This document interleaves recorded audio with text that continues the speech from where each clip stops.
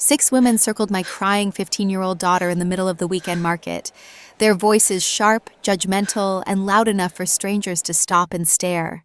She clutched a paper bag of chocolates in her shaking hands, her face blotchy and red from tears. And when she finally managed to call me, her words were so broken I could barely make sense of them. "Mom, they're saying I'm a sinner. Please come." My blood froze. In that instant, everything else, my shopping, the stalls, the people, faded into nothing. I grabbed my older daughter's arm and we ran. My heart pounded so hard, I felt it in my throat, each step like a drumbeat of panic and fury. And then I saw them, 6 older women, church ladies I recognized from my late husband's parents' congregation, standing around my youngest like vultures around prey. Their voices cut through the air. "Unchristian girl, disrespectful child. How dare you reject your grandparents? Shameful not to be a sister to your baby brothers." Baby brothers. The very words that sliced like glass through both of my daughters. Words that dragged back the image of my ex-husband, his betrayal, his affair, and the 2 sons he had outside our marriage. Sons who were now orphans because both he and his mistress were gone. And somehow my girls, the children he had betrayed, were being shamed for not embracing the situation. I didn't think. I didn't pause. I pushed through the circle and planted myself between my daughter and those women. My voice shook at first, but the rage behind it gave it strength. "Back off," the oldest one sneered, clutching her Bible like a weapon. "A good Christian wife would honor her husband's parents. You're failing these girls. They need guidance. They need to obey their grandparents. You are turning them against family." My hands trembled, but not from fear. From anger so hot it made my vision blur for a second. I told my oldest to take her sister, pay for the chocolates, and go to the car. They didn't argue. They knew I was about to unleash everything I had been bottling up for months. The women kept talking, louder and louder, until their voices became a chorus of sanctimonious cruelty. People stared, vendors frowned, and then the market organizer asked us all to leave, because our argument was disturbing customers. As I walked to the car, the women followed, their footsteps scraping behind me, their words clinging like flies. "Ungrateful, selfish, You'll regret this." I shut the car door with shaking hands and locked it immediately. My daughter sat pale and silent in the back seat. My youngest still cried, shoulders shaking. My oldest stared out the window, her jaw tight. I gripped the steering wheel until my knuckles whitened and drove us home, my chest aching with fury. By the time we pulled into the driveway, my anger had cooled into something sharper, something colder. Revenge was beginning to take shape. That night, after my girls finally went to bed, I sat at the kitchen table with only the glow of my laptop screen. My hands still trembled, but this time it wasn't fear. It was focus. I opened a chat with an old acquaintance from the church, someone I trusted. When I explained what had happened at the market, his first words were an apology. But then he told me something that made my breath catch in my throat. My ex-mother-in-law, the woman who had always looked down on me, who thought my only worth was as her son's obedient wife, had posted a long manipulative story in the church's Facebook group. She painted herself and my father-in-law as victims, claiming I had abandoned them, left them penniless and homeless, poisoned my daughters against them. She wrote that I was cruel enough to reject the surrogate babies we'd supposedly agreed to, claiming my husband's affair partner was nothing more than a stand-in womb because I was unable to give him more children. According to her story, I rejected the babies because they were boys. The bile rose in my throat. My fingers curled into fists so tight my nails dug into my palms.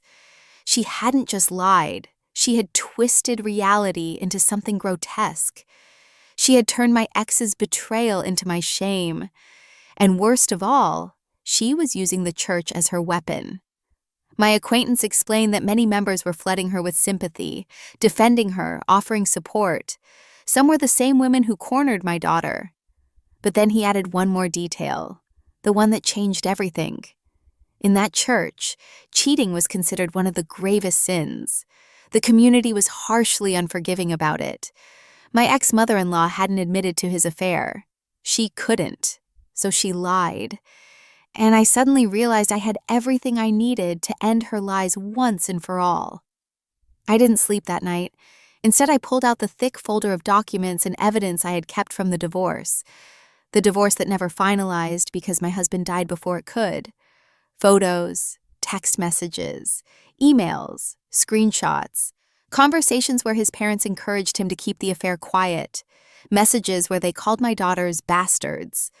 One text, only 2 days after his funeral, blamed my daughters for his death because they had told me about his cheating. Every piece of paper burned like fire in my hands. But it was no longer pain. It was power. The next morning I drove to a print shop. The hum of the machines filled the air as glossy photos slid into the tray. My husband kissing his mistress in our living room, his text declaring his love for her, his parents' words of support for his betrayal, their cruel attacks on my daughters. I paid extra for high-quality printing. If I was going to expose the truth, I would make it undeniable. That evening, I sat at the dining table for hours, assembling binders that looked exactly like the hymn packets the church handed out. I slipped the photos into clear plastic sleeves, arranging them carefully. The first page, the cover of my masterpiece, showed my ex with his mistress, faces clear and unmistakable. Beneath it, in bold letters I had printed, ex-husband's name and mistress's name, a love story. Every page after that unfolded the truth like a sermon of betrayal, his lies, their cruelty, the damage they had done. When I closed the last binder, I leaned back, exhausted but satisfied. For the first time since his death, I felt like I had some control again. On Sunday, I walked into the church. My hands were steady. My heart was calm. I carried the stack of binders like offerings and placed them neatly on the desk at the back, the one where they kept the hymn books for people who forgot theirs. No one checked them. No one suspected a thing. And then I left, walking out into the sunlight with a quiet smile. My part was done. Now it was time to wait for the storm. Sunday morning. I remember waking up early, not because I was nervous, but because there was a strange calm running through me. For months, I had felt powerless. For months, my daughters and I had been the punching bag of lies, manipulation, and guilt. But as I sipped my coffee and looked out the kitchen window at the quiet street, I knew that in just a few hours, the truth would no longer belong only to us. It would belong to the very community my ex-mother-in-law had turned into her army. The church bells rang at 9 a.m. sharp, their echo stretching across town like a summons. By then, the binders I had planted were waiting, neat, harmless, innocent-looking. To anyone who grabbed one, they seemed like just another hymn book, just another Sunday tradition. But I knew better. My daughters stayed home. They needed rest, and I didn't want them anywhere near what was about to happen. I told them only, trust me, things are about to change. They didn't ask questions. They had seen the fire in my eyes the night I assembled those binders. They knew. I didn't attend service. I didn't need to. The gossip mill in that congregation was faster than any wildfire. And sure enough, by the time the clock struck noon, my phone buzzed. First one message, then another, then dozens. Snippets of text from acquaintances, screenshots from the church Facebook group, even one trembling voicemail where someone just whispered, "Oh my God, what did you do?" It started slowly, murmurs in the pews as people flipped open their packets expecting a hymn, only to be met with glossy photos of my late husband kissing another woman. The gasps carried through the sanctuary like waves. Someone dropped their binder on the wooden floor with a loud smack. Someone else hissed, "That's not his wife?" At first, confusion, and then the whispers sharpened into outrage. "He cheated? That's not a surrogate. That's adultery." She lied. His mother lied. The pastor, flustered, tried to quiet the storm, but it was like trying to hold back a tidal wave with bare hands. Members turned on each other, demanding explanations. Fingers pointed. Phones came out as people took pictures of the binders, already sending them into group chats and uploading them online. By the time service ended, the entire congregation had seen what my ex-in-laws had tried so hard to bury. The backlash was immediate. That afternoon, the church's Facebook page exploded with comments. Some were still clinging to my ex-mother-in-law's story, trying to twist the evidence into another tale of persecution. But most were livid. The words they used about my late husband and his mistress were vicious, almost medieval in their cruelty. Jezebel, snake, home wrecker, adulterer. And then came the backlash against my in-laws. People dug into the screenshots I had included, the texts where they called my daughters bastards, the emails where they blamed them for their father's death, the messages where they begged him to stay with the mistress rather than reconcile. The hypocrisy was undeniable. The same people who had been cornering my daughters in markets, berating them about Christian values, were now confronted with the reality that their beloved church elders had been propping up adultery and spewing hatred at children. By Sunday evening, I received 2 letters slid under my front door, both handwritten, both from women who had been at the market incident. One letter apologized directly to my youngest daughter, admitting they had been manipulated by lies. The other was short but sincere. If you and your girls ever want support, the real kind, our door is open. For the first time in months, I cried tears of relief instead of frustration. My daughters, when I showed them, didn't say anything at first, but my oldest took the letters and tucked them into her journal. My youngest whispered, "They finally believe us." But the chaos didn't stop there.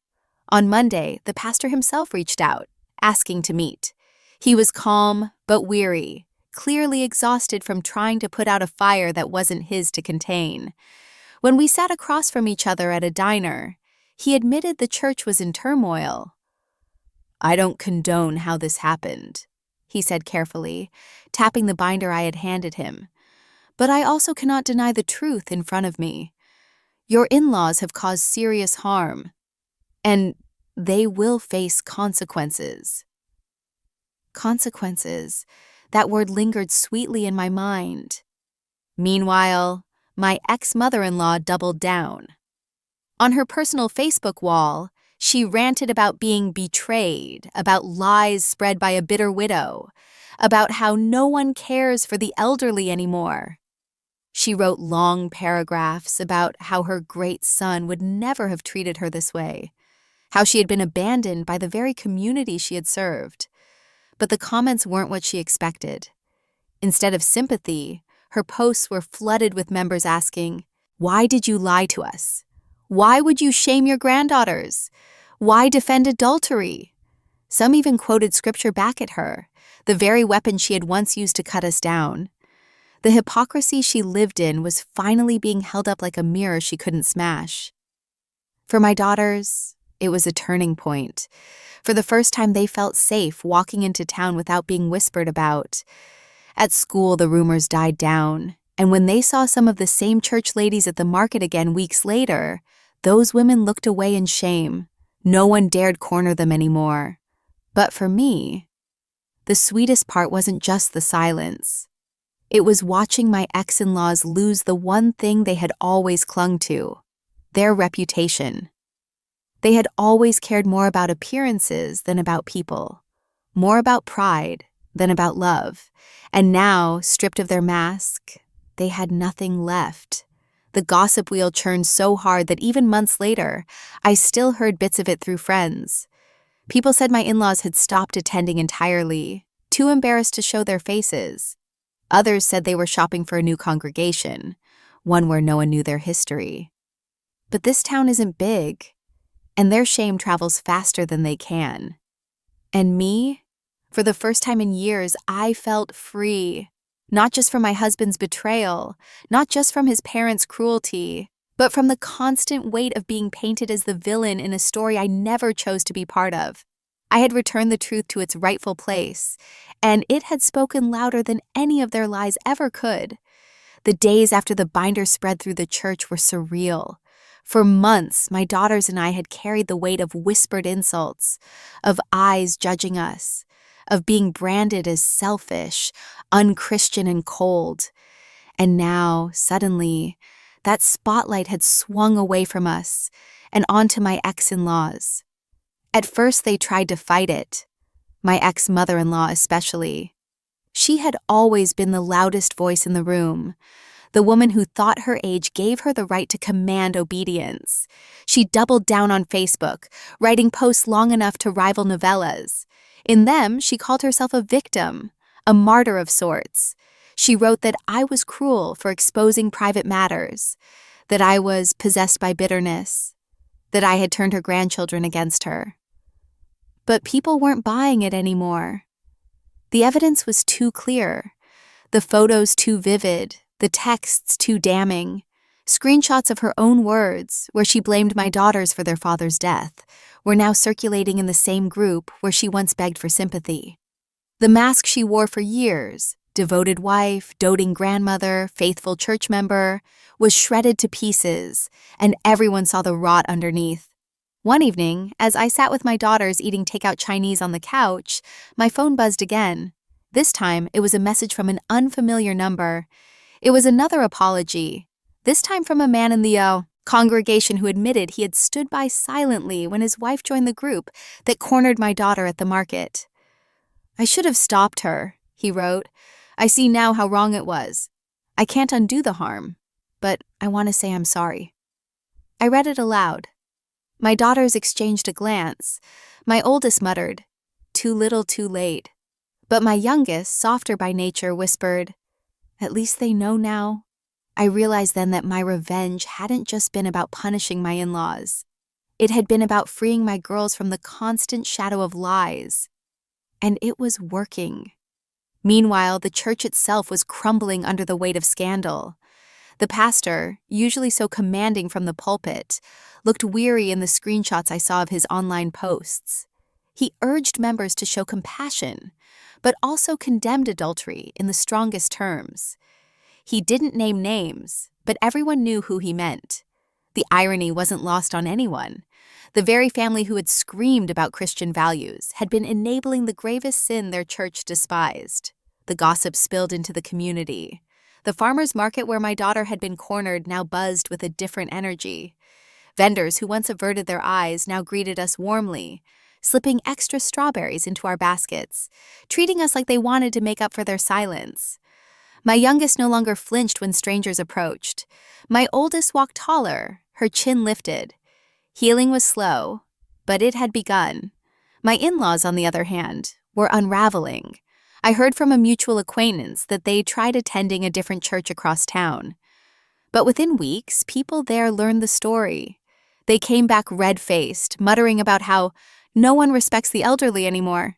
They posted another rant online about being shunned, about how their great son was gone and how no one cared for them now. It was almost laughable. My ex-husband, their so-called great son, had been unemployed more often than not, draining my income while they praised him like a golden boy. Without me, he would never have supported them. But in their fantasy, he was their savior, and I was the wicked witch who ruined everything. It was almost poetic watching their narrative collapse. For years, I had been painted as the ungrateful wife, the failure, the problem. And now, without lifting more than a printer and some binders, I had shown everyone the truth. And the truth was enough to exile them from the very community they had weaponized. The most satisfying part wasn't the angry comments or the gossip. It was the silence, the absence of harassment. No more phone calls in the middle of the night. No more passive-aggressive letters in the mail. No more strangers telling my daughters to be better sisters to children they never asked for. For the first time in what felt like forever, our home was quiet, peaceful. But I'd be lying if I said there wasn't a part of me that savored their downfall. I remember one night scrolling through Facebook and finding my ex-mother-in-law's latest post. It was full of self-pity, dripping with bitterness. She complained that she was alienated, that fake Christians had turned against her, that she and her husband were now isolated. And at the end, she wrote, "If my son were still alive, he would take care of us." I laughed out loud. I couldn't help it. With what money? With what backbone? The man they idolized had cheated on me, abandoned his children, and died, leaving behind nothing but chaos. It was me who had been the breadwinner, me who had raised his daughters into strong, resilient young women, me who carried the weight of survival. And yet, in her delusion, he was still her hero. The irony was almost too rich to swallow. One evening, after dinner, my daughters and I sat in the living room with tea. My youngest, curled up under a blanket, asked me quietly, "Mom, do you think Grandma will ever change?" The question hung in the air. I looked at her, this child who had been forced to grow up too quickly, who had endured strangers calling her unchristian for simply protecting her own heart. I wanted to give her hope, but honesty won. "No, sweetheart," I said gently. "Some people don't change, but that's okay, because we don't need them to." Her shoulders relaxed. My oldest nodded in agreement, and in that moment I realized revenge hadn't just been about teaching my in-laws a lesson. It had been about reclaiming our dignity, about proving to my daughters that lies could be shattered, that bullies could be unmasked, that truth mattered. The truth had set us free. Weeks passed, and the dust began to settle. The gossip quieted, the angry Facebook threads slowed down, and the storm that had once engulfed my daughters and me seemed to finally move on. But for my ex-in-laws, the silence was heavier. They had lost the one thing they valued most, their reputation. And without that, they were just two bitter old people sitting in their house, stewing in resentment, with no one left to listen. I didn't see them in town anymore. The church they had worshipped in for decades no longer welcomed them. I heard whispers from acquaintances, how they tried to host prayer meetings at their home, but hardly anyone came, how they begged neighbors to intervene on their behalf, but doors were politely closed, how even their closest friends had quietly distanced themselves. For people like them, isolation was the harshest punishment. They thrived on control, on being at the center of attention, on using scripture like a weapon to manipulate others. And now, they had no audience. Meanwhile, in my house, the change was remarkable. My youngest no longer jumped at the sound of her phone buzzing. My oldest began smiling again. Not often, but enough for me to notice. We started doing small things to reclaim joy. We went back to the weekend market, not because we needed food, but because I wanted to show them we didn't have to be afraid. We walked through the stalls together, heads high. No one cornered us. No one whispered. And when an old vendor slipped my daughter an extra bag of sweets on the house, her shy smile told me she finally felt safe again. It wasn't just about revenge anymore. It was about healing. One afternoon, while sorting through old boxes, I came across a framed photo of my late husband. He was smiling in it, arm draped around me, back when I still believed in us. For a moment, I felt a pang of grief, not for the man he turned out to be, but for the illusion of the life I thought we had. I looked at the photo and whispered, "This is what you left us with." Then I set it down, not with anger, but with a strange sense of closure. He had chosen his path, and I had chosen mine. The real triumph wasn't just that my ex-in-laws had been shamed. It was that my daughters learned something powerful. They learned that lies can be fought, that truth, though heavy, can be carried like a sword. They saw that justice doesn't always come from courts or police or pastors, but sometimes from a mother who refuses to be silent. A few weeks later, another letter arrived in the mail. This one wasn't anonymous. It was from one of the 6 women who had cornered my daughter at the market. Her handwriting was neat but shaky. She admitted to being part of the harassment, admitted to believing the lies my ex-mother-in-law spread. She wrote, I don't expect forgiveness, but please know, I regret it. I will never speak against your daughters again." I read it aloud at dinner. My oldest scoffed but said nothing. My youngest looked thoughtful. Finally, she said, "I don't care if they're sorry. I just care that they stop." Wise words from a 15-year-old who had endured more than she should have. And in that moment, I realized something. Revenge had its sweetness. It had restored balance, given us peace, silenced the voices that once tore us apart. But what truly mattered wasn't the downfall of my ex-in-laws. It was the strength my daughters carried forward. They had seen cruelty. They had seen hypocrisy. But they had also seen justice, even if it had to be delivered in an unconventional way. As for my ex-in-laws, their world grew smaller with every passing day. No church, no allies, no reputation to cling to. Just two elderly people, bitter and angry, with nothing left to weaponize. In their minds, they were martyrs. In reality, they were architects of their own downfall. Sometimes when I scrolled through social media late at night, I still stumbled across one of my ex-mother-in-law's posts. Always the same themes. No one cares for the elderly. No one respects tradition. No one honors family anymore. But the comments were telling. No sympathy, no support, just silence. The very same silence they had once tried to drown me in. I'd be lying if I said I didn't savor it. But more than satisfaction, I felt relief. Relief that my daughters no longer bore the weight of those lies. Relief that we could finally live quietly, without drama, without manipulation. Relief that justice, messy, unconventional, but undeniable, had been served. One night, as we sat together watching a movie, my oldest leaned her head on my shoulder. She whispered, "Thanks for fighting for us." Simple words, but they sank into me like a balm. All the late nights, all the pain, all the anger. It was worth it. Because in the end, I hadn't just exposed my ex-in-laws. I had shown my daughters that they mattered, that their voices mattered, that no one, no grandparent, no church, no community had the right to take their truth away. And that, to me, was the sweetest revenge of all. Because revenge isn't always about destroying someone else's life. Sometimes it's about reclaiming your own. Time has a way of smoothing over sharp edges. Months rolled into a year, and the chaos that once consumed us became more like a distant echo. My daughters grew stronger, more grounded. The scars remained, but they were no longer open wounds. The weekend market became a symbol of resilience. Every time we went, I felt a small victory.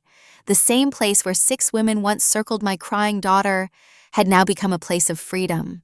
We laughed more. We walked without fear.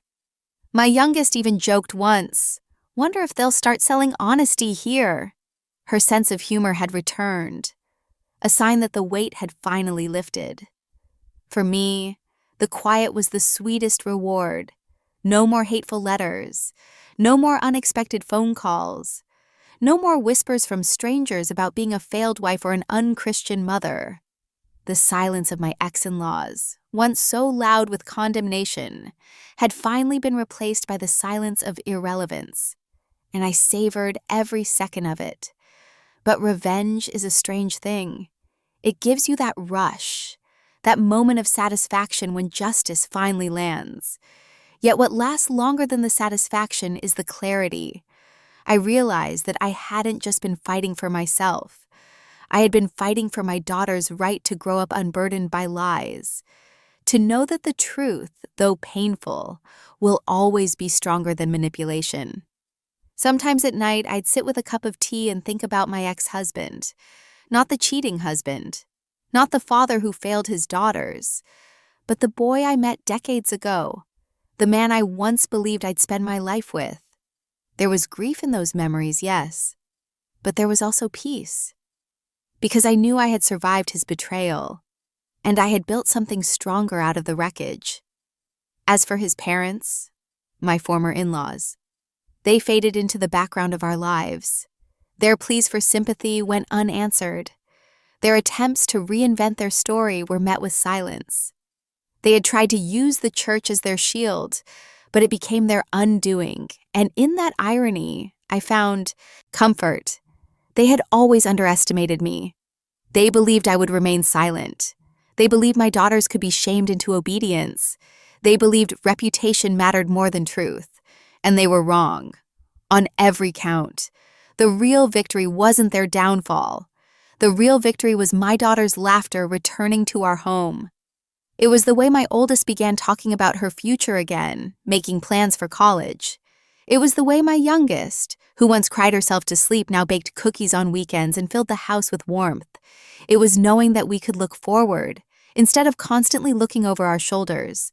One evening, my oldest asked me, "Do you regret doing it, Mom? The binders, the church, all of it?"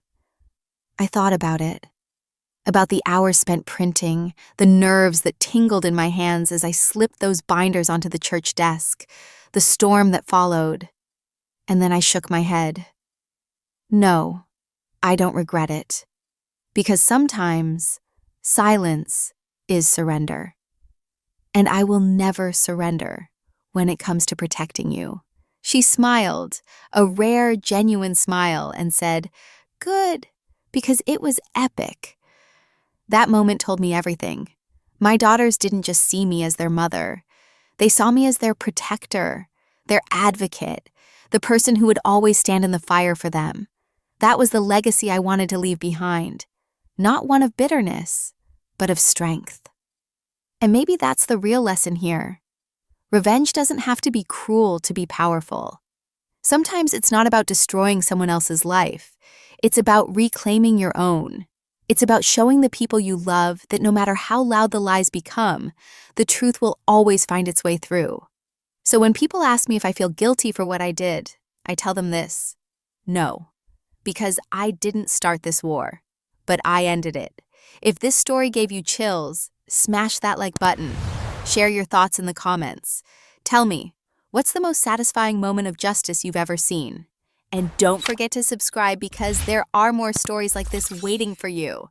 Remember, karma might take its time, but when it arrives like a tidal wave. And when it does, there's nothing sweeter than watching the truth burn brighter than every lie.